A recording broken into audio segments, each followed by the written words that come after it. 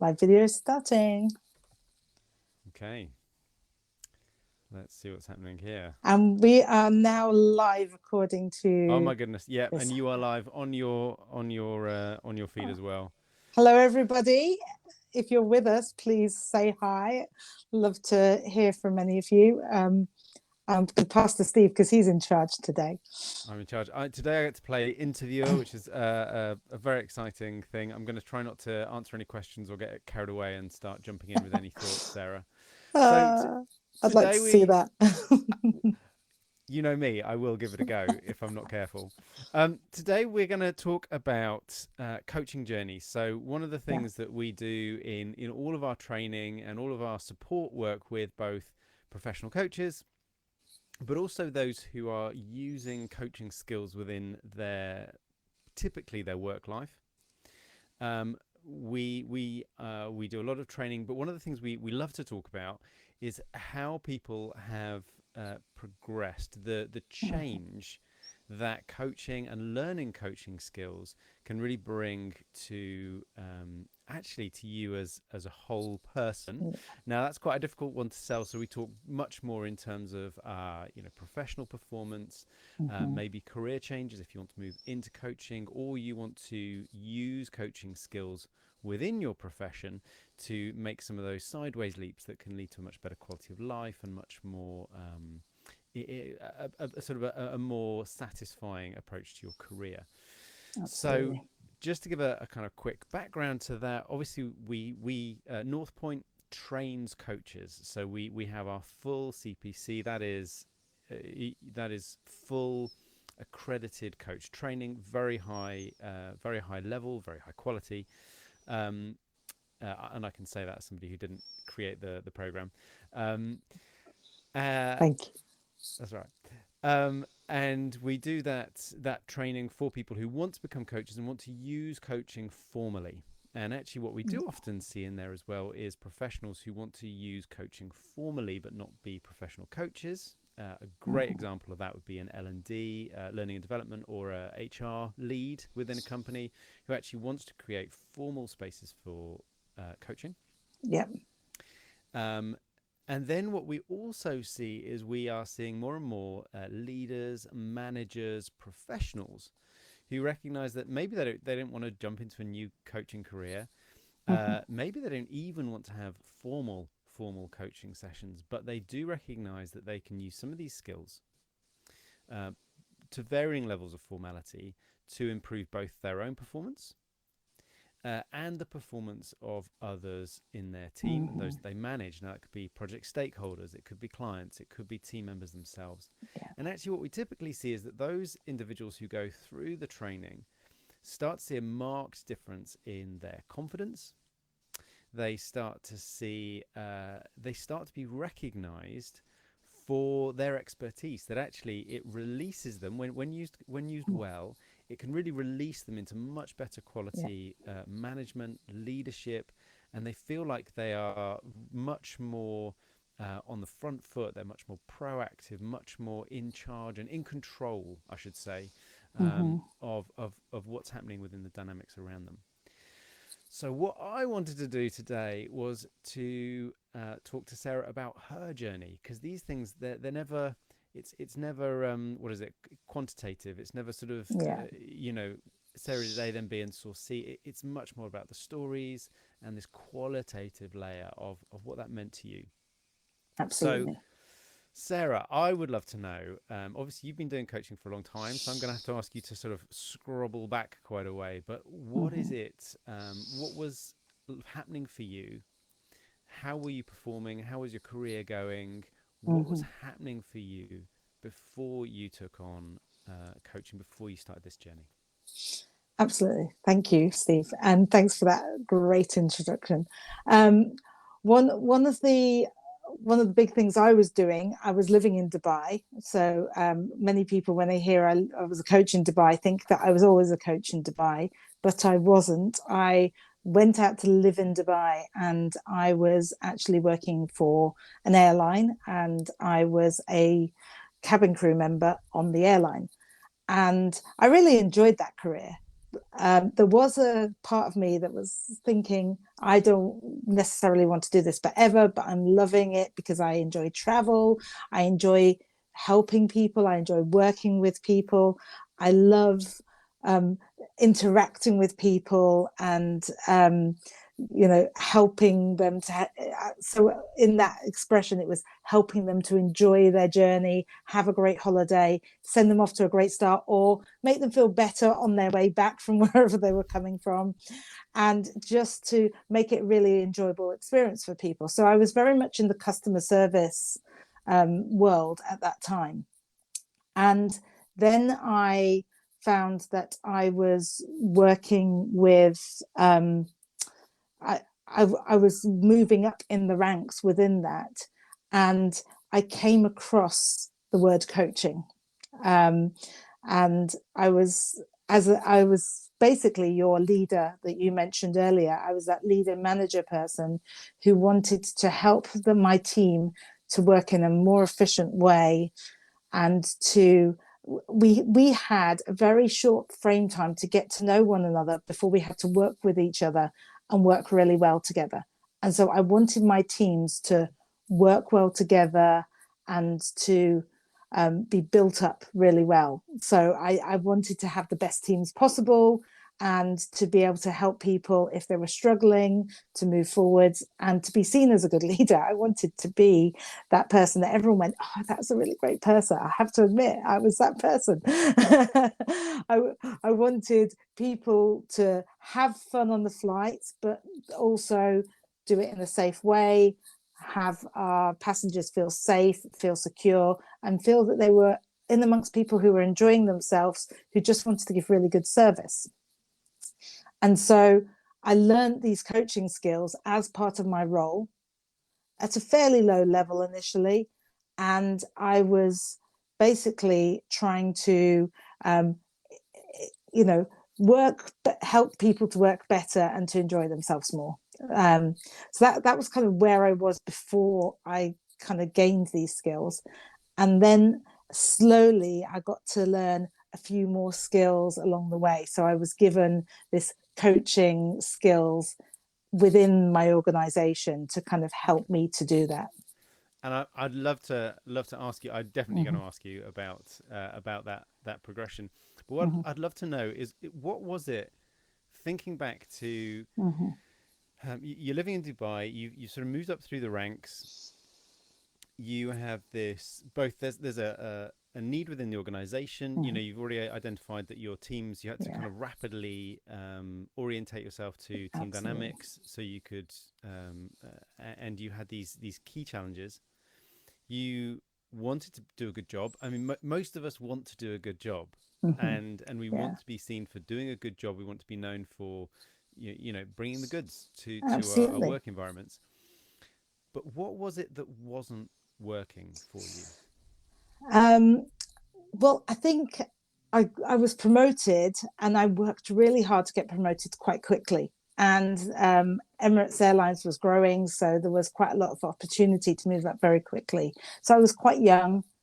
I wanted to be promoted quickly. But once you step into that space, suddenly you're working with your friends and you're leading your friends who previously you were having a laugh with at the back of the, in the galley or something. And suddenly it's your neck on the line. You're the one in charge. You're the one who takes the responsibility. And you have to find a way to lead people who previously you were in amongst, and that Mm. was quite a difficult transition at first. It was something I was unused to. I've also been someone who enjoys pleasing people to a certain degree throughout my life, and so I suddenly had to find a way sometimes to give feedback. I had to find a way to um, you know put, tell people that that's not the way it's done. I had Yeah. to find a way to um, still get them to work for me, because I might be on a 9-day flight with someone and I didn't have occasionally we'd be on a 2-hour flight and it was like, okay, just get the job done. And on other occasions it was a 9-day flight where I would be working with them consistently. So if something goes wrong, you have to still be able to manage those expectations and enjoy that flight together and continue working together. So relationships are so important. And so I just wanted, so my problems were kind of being able to handle that transition from someone who was one of the team to someone who was now leading it. And some of them were people who knew me, who had worked alongside me when I was in a different type of role. And how do you think your performance was? If you were to be honest with yourself, Okay. how would you? What would be the points? Maybe the sort of winces when you think about back to your performance. There was one flight I remember really well where I was actually working with some really close friends, and we'd chosen the flight together. We were going, like, it was around Christmas time. We were going to somewhere with snow, and we were really looking forward to it.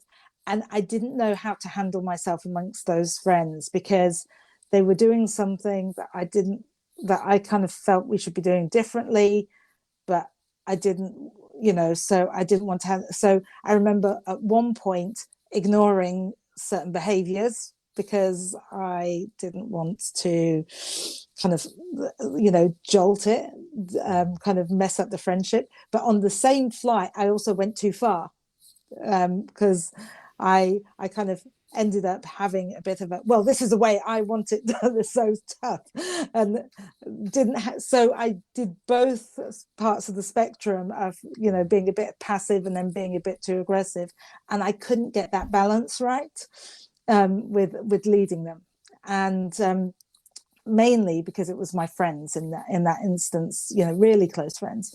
And I always regret it. I always have a feeling that I could have handled it a lot differently. So now I did have a level of coaching skills at that time. I'd been given some coaching skills to get my promotion, but it was very low level coaching skills. So it wasn't necessarily what I learned later on. I didn't necessarily have all the feedback skills I needed. I didn't have all the kind of ways of dealing with people and the communication and understanding that I could have had at that point. I'm super interested in this because we're building some new training, and part of that, actually quite a small part of that, but something that I found really rewarding and really interesting to think about, has been coaching mindset. Yeah. And so from where you're sat today, looking back, what do you think was missing from your mindset in the way that you were looking at those relationships and that change? Well, I mean, I think there was an element of trust perhaps missing between me and the other people. I trusted them as friends, but when it came down to it, that didn't translate into the way I treated them on board that particular day. So there's this kind of building of trust that's there. There's also having them trust you to know that you can do the job. And perhaps, so my confidence perhaps wasn't as good as it could have been. And so therefore I didn't exude that confidence that would have built up the confidence in me, in the other direction. So definitely there was a confidence thing there. There was, I guess, I think if I'm like, it was quite a few years ago now, Steve. So, but as I think about it, I think that there was an element of, I didn't truly believe that it was possible for me to kind of manage this well, so there was a little bit of a lack of belief in myself. And had I have had more belief and also kind of helped them to trust me more, help them to recognize me more, that would have been kind of, that would have been better. There was also, and you heard me say it, like I pretty much kind of went from okay, you do it your way to do it my way or the highway. And there was no kind of, well, let's work as a team to build this together, and what do you think, and okay, this is what I think, and let's, okay, the final responsibility lies with me, but kind of I trust you to do your jobs. These people had been there for as long as I had, and had, okay, I had pushed to be promoted quickly, and I deserved it. Now looking back, I deserved that. But they were people who knew what they were doing, so I could have helped them to express themselves. It didn't have to be their way or my way. Oh, that's really nice. I mean, Mm-hmm. that middle ground between Yeah. laissez-faire and very dogmatic, Yeah. and actually relying, both taking responsibility as the leader, but also giving others the opportunity to input into those solutions and to Mm. create solutions for themselves. That's certainly something we see quite a lot of, is Yeah. managers putting themselves at the center of everything, making themselves indispensable, and then Yeah. finding themselves burnt out, and Absolutely. that's the place we get into. And the other one that really sits there for me, with in terms of mindset, is around setting boundaries and being very Mm-hmm. clear about where you put the boundaries and how you manage Absolutely. those. And actually, something about boundaries is you can transgress boundaries, but at least you mark that. There are those Yeah. times where maybe you have maybe you have a boundary about going socializing with your team, but you choose to do it in a particular instance, Yeah. or working at the weekend or the evening. Or when we Mm. transgress them, at least we mark the fact that we've transgressed these boundaries, that we've crossed over them, and we Yeah. do them intentionally, and we can be very diligent and mindful then about the cultures that we're creating. Yeah, So I yeah. sorry, just to add into that, I know that now, for example, I would sit down with them and say, we have a relationship outside of here. We're really good friends. Obviously, I'm going to be working in a different position. I'm going to be leading you, on this flight, um, and so, not that I'd be on a flight working anymore. That's long gone. Um, but and I would have that conversation with them about kind of what are the boundaries for us, and what's important to us, because actually the friendships were really important to me, as well as having that good flight with them. Luckily they forgave me for my So we find indiscretions. we find comments Yeah, in yeah, Facebook but that I've still demonstrate not forgiven otherwise. Yeah. you. Oh, you thought I'd forgiven you, had you? So I don't want to spend Yeah, too long on this, because I really want yeah, to. I want to land now at the change. But tell yeah, me a little bit about. Obviously, there's the kind of technical aspect of learning some of these yeah. skills and going through some training. But and keen to hear a little bit about that. But what I'm really interested in is the journey you've Mm-hmm. taken, and sort of almost that internal journey Yeah, through the training, through developing your own training, moving that through yeah. becoming ICF accredited and setting up North Point. I'd Mm-hmm. love to know. I'd love to have a little window into that internal journey, Yeah, as relevant to this. Obviously, yeah, share within your own boundaries. yeah. So, well, I mean, I wish I could kind of tell you what learning coaching did for my leadership, and it did have an impact on my leadership in that role, because I came across coaching. I As I said, I'd learned a little bit in my work, but then I went out looking for more. I wanted to learn more because I could see the difference that I started making in my role as I learned more and more about coaching, and how to set those boundaries, how to allow people to have a conversation about what about the topic we're talking about their own development, about them learning on the aircraft, about how they were doing things perhaps differently. I gave better feedback, and I could see the result it had. And actually I did have people saying, oh, we had a really great flight, Sarah, thank you. I've a couple of times heard someone say, oh, Sarah Anthony, nice person. Yes. So that kind of made me feel good.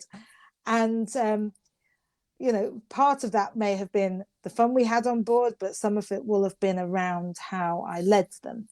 And so I went out and I got professionally trained, and I saw my journey improving as a coach, as I went through that journey. And then shortly after I ended up gaining my qualification, I actually left because the coach who I trained with saw something in me and said, I'd love you to join my business. And I'd taken these skills to improve my workplace and to maybe even work into the training department. But actually, she offered me a way through to training sooner. So I took it and I leapt. So I can't say what long-term my leadership skills would have looked like in that role had I have stayed, but I think it would have been, obviously better as I improved myself. But certainly from a personal point of view, the confidence that I gained was enough to make me say, I can do this, and I can go out and I can actually run a business in this, and I can step outside of the world that I'm already in, and I can do something, extra special with these skills.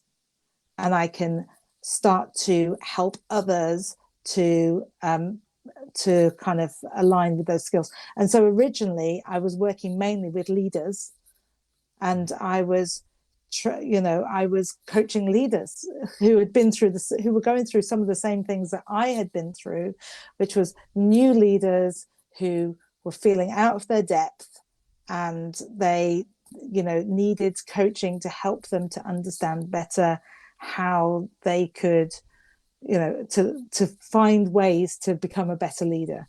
And I loved doing that because I'd been in that space, I understood it. But I could coach people around it rather than telling people what to do. So I could help them to find some strategies for how they wanted to move forwards.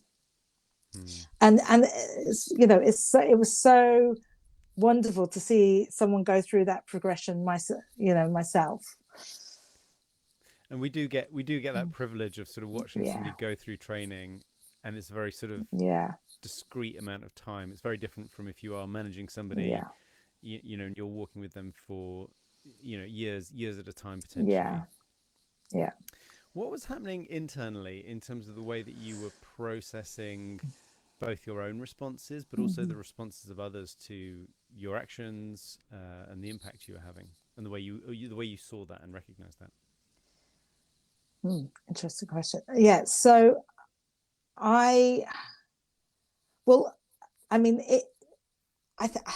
coaching changed the way I did everything at that time, and has done since. Like, it's almost like there was a trajectory like this, and then it went because I started having better conversations with people. I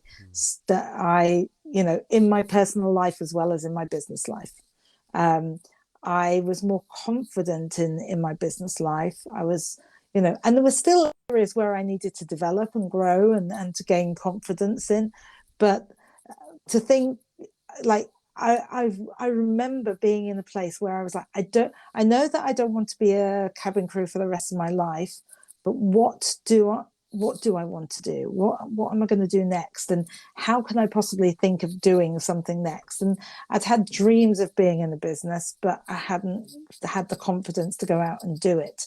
So there was that inner conversation that was enabling me to believe in myself, because I was also kind of self-coaching. I was also receiving coaching from others who were around me.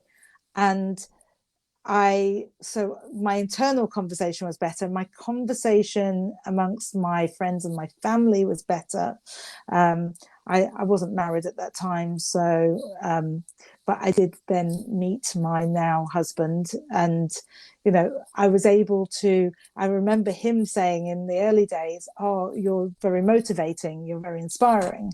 So I was able to kind of. He didn't like being coached by me, by the way. we know that, but he did find me quite inspiring in the way I talked about things, and so I found myself being motivational to others.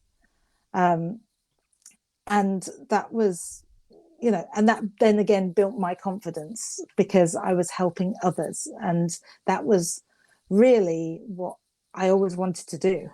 So going right back to when I became a flight attendant, helping others was kind of the one key stream that goes through that. So just to be clear, Sarah, are we saying that coaching will give you the skills to help you find a life partner? Is that No is guarantees. that the connection? Is that the connection we're making here? Well, had I Wouldn't Ish been, say the same yeah, thing? maybe not. Yeah, maybe not. But yeah, I it helps you in, like, I've had people who have been on our workshops about coaching, and they've gone home and they've talked to their wife or their husband in a different way, based on off the back of what they've learned, because they're listening more, they're asking interested questions, so they're not necessarily coaching someone, but they are having better conversations. And I think, absolutely, I'm not going to guarantee that anyone can get a partner off the back of learning coaching, because that comes with a disclaimer. But absolutely, you can you can guarantee that your conversations will get better if you adopt coaching style conversations, I think. Mm. Yeah. And I think that's really powerful. There's something there. So Yeah. so you talked about some of the conversations you were having and able to have more difficult conversations, Yeah. being much more and being much more intentional and focused in the way that Yeah. you were approaching life. And I think there's something really powerful about that. I'm actually just now beginning to do some more mentorship work than coaching it, in truth, but Yeah. working with some people to say what is the value of setting a good goal. You Yeah. know, there are a number of people I'm working with in different settings for whom goal setting is something I'd like them to explore for themselves, because that level of intentionality, that level of focus that you bring to something when Mm-hmm. you know what you want, dramatically changes that energy. I was in a session the other day with somebody, and we looked at we identified a goal that they had set for themselves some years ago, Mm-hmm. and we talked around that. And as we did that, you unpick and you see very clearly how having what was a very simple goal radically altered the outcome for Yeah. them. Just having that goal and that level of intentionality, that level of focus. Um, Actually, this is something I don't think we've Mm-hmm. spoken about before in the context of North Point and North Point training, but Mm-hmm. actually, that in itself, I think, is something which draws people to you in exactly the way you described. That Yeah. actually, people recognise this person's got they've got some focus to them. Yeah. There's a bit of there's a dynamic to this. Um, Actually, maybe this is someone I can get alongside, and I can follow. Um, Absolutely. and I recognise that following has negative as well as positive connotations. But if we want to be recognised for good quality leadership, for doing a great job, we don't want people to be recognised for not No. for just Yeah. for no Absolutely. reason. Actually, the very act of creating goals, becoming more intentional, becoming more focused in what we do and how we do it, can have a really big impact. So I think that's really exciting. Yeah. I'd like to land. I am Yes. mindful of time. We could talk forever on this, couldn't we? We could, Again. we could again. Um, I would love to know what this looks like for you now. So we've talked about where you were, what was happening for you, Yeah. and a little bit about your performance, a little bit about some of the changes that you've seen, and I Mm-hmm. just kind of want to resolve this story to Yeah. where are you now? Yeah. Why do you think these pastures are greener than the ones that you left? Yeah.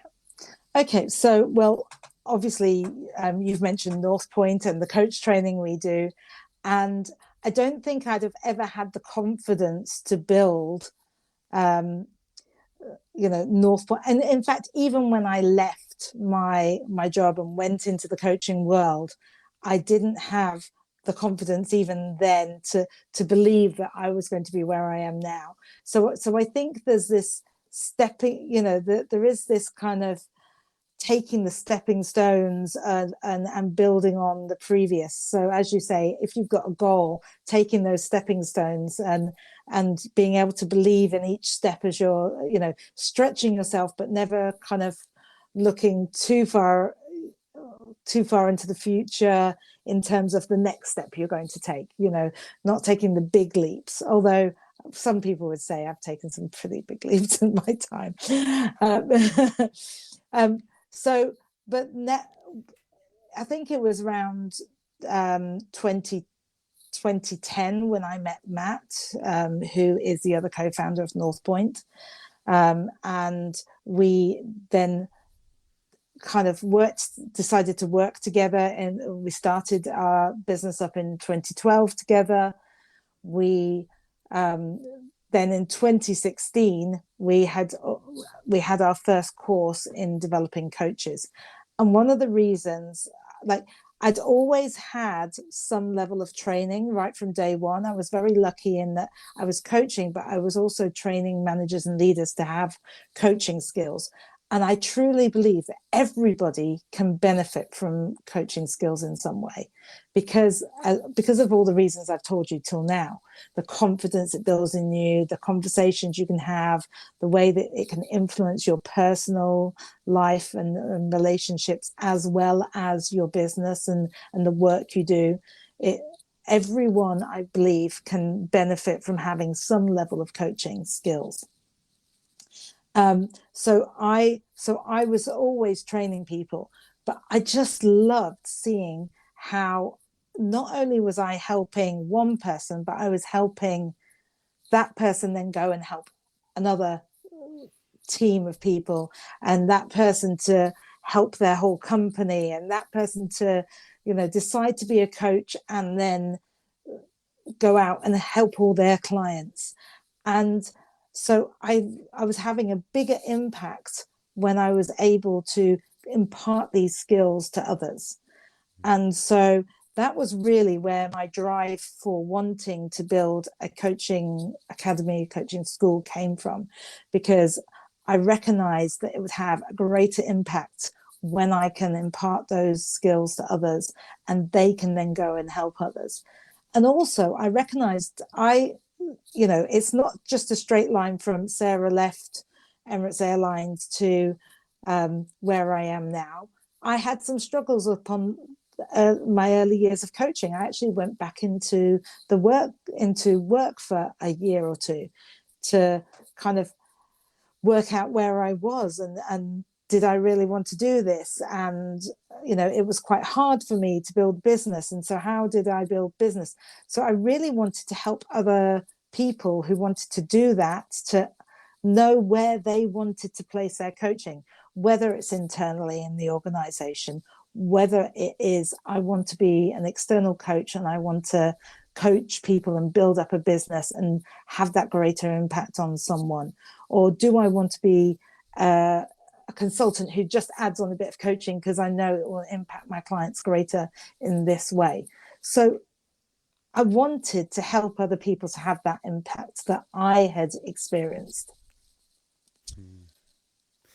I was eager to jump in there, sort of when we attend to, no, all my own content. When we attend to things, particularly with high focus, the ripples we experience, the way that travels out is remarkable. And our ability to attend to something is a very human characteristic, I think.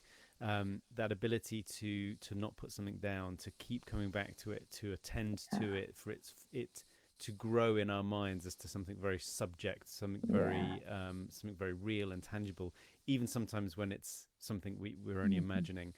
And that ability then to see those things ripple out when we start to attend to our own performance, that really can change businesses, that can change your teams, that can change the way projects feel, that can change the way projects run, because that really does light a bit of a wildfire sometimes in the cultures, the embedded cultures.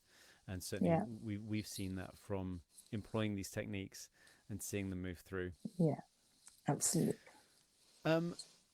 Sarah, is this a good place to leave this? I feel I've asked my questions. I wanted to know what it was like before. I wanted to know what that journey was like and where that's landed you now. Is there something I haven't asked that you'd like to answer?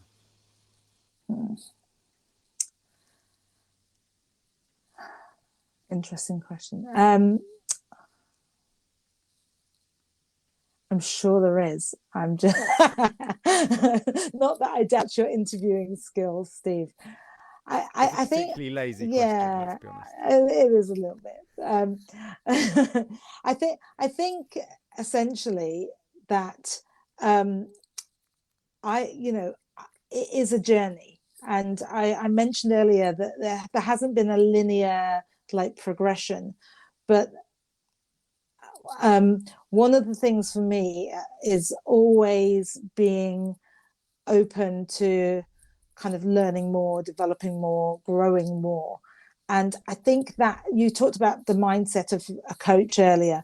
And I think that is one of the things we actually talk about it in our We do, yeah. certification. We talk about being a student of oneself. And in our coaching success launchpad, which we run, we talk about investing in ourselves. And I think having that lifelong desire to learn and grow is something that has really, it's really been there for me all my life. And so I think that has stood me in good stead at each stage, because yes, there's been some times when I could have easily given up, but it's having that kind of, okay, go back to the goals, look at my goals, are they relevant still? Okay, how do I now move forward from here? And asking that how do I question rather than the, oh no, what am I going to do? I can't, and the panic mode and why is this not working? Instead saying how can I take the next step? What is it that I can do next? And I think that's been a really important kind of thing that coaching has helped me to do, for sure. And the other day, someone sent me a text message. I won't call them out on because I haven't asked their permission, but they said, "You're always my go-to when I need advice on kind of how to implement my coaching." And that was such a proud moment for me receiving that, because I was like, "Wow, I'm someone's go-to," and that's like that's that initial wish I had to be a great leader, and I'm not in an organization in the same sense as I was before. Business now, but it made me feel like a real leader. It made me feel that I'm someone that people will come to ask about, how do I build my coaching, how do I get better results, how do I get out there and how do I implement this within the workplace. And that was just such a proud moment for me. So yeah, I guess I won't say that I'm at the end of my cycle. Definitely not. There's definitely room to grow more. Um, but that was a proud moment. Hmm. And I love, and actually one of my experiences of my coaching Yeah. journey, I think I was always naturally a little bit of an optimist towards Mm-hmm. in this sense, but that idea that there are always more options than you think there is always a Mm-hmm. way forwards from where you are. Sometimes it just takes a little bit of digging to get there, and that's part of the Yeah. coaching process, is to say Yeah. you've got all sorts of options. Let's not imagine that, just because we made decision A means we must make decision B. Sometimes you can jump the queue. Yeah. I also love the fact that you've managed to cover sort of the three mindsets as we. So Yeah. we teach. This is a non-accredited program, but it's for those who want to integrate coaching into their professional life. And actually, as part of that, and not a major part, but is the three areas of mindset that we think if you can get these, and you can start to involve these in your practice, in your professional life, in your experience, it's really going to stand you in good stead. And you've kind of covered all of these. The first Yeah. one is obviously facilitating others. That's Yeah. developing others, being interested in them as, yes, for their performance as part of the team, but Yeah. also, can I, by supporting this person, can I actually improve their performance within the team? The other is staying open, just as you've described, and the last is setting boundaries and being Yeah. very clear about those. And if you can get those, you really do start to see that transition, that movement into greater levels of confidence, Yeah. less likely to burn out, more resilience, more optimism, Mm-hmm. and being recognised for the leader that you want to be. Absolutely. I should also mention that we will have a free 5-day experience coming up very soon. So that is toolsoftransformation.co.uk. You can sign up. You will be included in the next challenge. You can. It's 5 days experience. Sounds like quite a lot, but it's probably, we would say, what, minimum 20 minutes work a day. Yeah. There's optional more. There are lives you can attend that are going to go deeper into the subjects, but each day you're Yeah. going to receive some information, some sort of written training, about and some tasks that are going to help you explore that and understand that experience that for yourself. Yeah.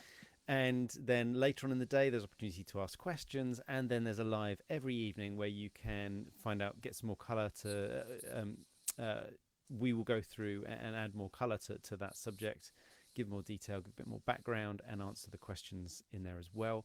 And over 5 days, we go through a whole series of a progression that's really going to help you practice some basic coaching skills, start to see their impact, start to see how that could impact your professional experience. So if that sounds like it's of interest, toolsoftransformation.co.uk, sign up. You'll be added to the mailing list. There is a Facebook group to join, which is a closed group, but that will be opened as we move into the next challenge. And in the meantime, you can check Sarah out on her profile page. We've got Upskill Your Coaching, which is the North Point page as well. Come and find us, find out more. Yeah, absolutely. I'll pop the link into this chat after we're done, so that you can get onto either the free Facebook group or into the free experience. And we hope you'll join us, because I really do, as I've said a number of times, believe that coaching skills can benefit all. Absolutely.